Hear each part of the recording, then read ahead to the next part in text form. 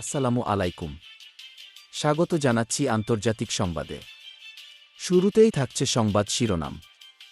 জানিয়ে দিব আমাদের হাতে থাকা সর্বশেষ আপডেট আন্তর্জাতিক সংবাদ। মাগুরায় শিশু ধর্ষণের ঘটনায় ৪ জনের নামে মামলা, সবাই গ্রেপ্তার।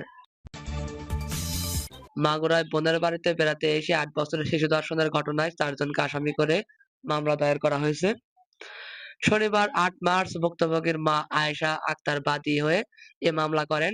ইতিমধ্যে এ মামলায় ভুক্তভোগীর বড় বোনের স্বামী সজীব হোসেন, বোনের শ্বশুর হিটু মিয়া, সজীব শেখের ভাই রাতুল শেখ ও তাদের মা জাবেদা বেগম গ্রেপ্তার হয়েছেন।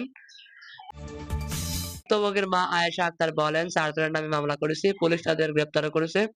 আমি এই ঘটনার সুষ্ঠু তদন্ত ও দৃষ্টান্তমূলক বিচার প্রত্যাশা করি। বিষয়টি নিশ্চিত করে মাগুরার অতিরিক্ত পুলিশ সুপার মিরাজুল ইসলাম গণমাধ্যমকে বলেন, এ ঘটনায় অভিযুক্ত ৪ আসামিকে গ্রেপ্তার করা হয়েছে। এর আগে বেলা ১১:৩০টার দিকে ঢাকা মেডিকেল কলেজ হাসপাতালের পরিচালক ব্রিগেডিয়ার জেনারেল আসাদুজ্জামান সাংবাদিককে বলেন, মাগুরার শিশু ধর্ষণের ঘটনায় ৮ বছরের শিশুকে শারীরিক অবস্থার আরো অবনতি ঘটেছে। এরই মধ্যে তার চিকিৎসার জন্য ৪ সদস্যের মেডিকেল বোর্ড গঠন করা হয়েছে। মারাত্মক অসুস্থ অবস্থায় শিশুটিকে প্রথমে মাগুরা সদর হাসপাতালে নেওয়া হয়।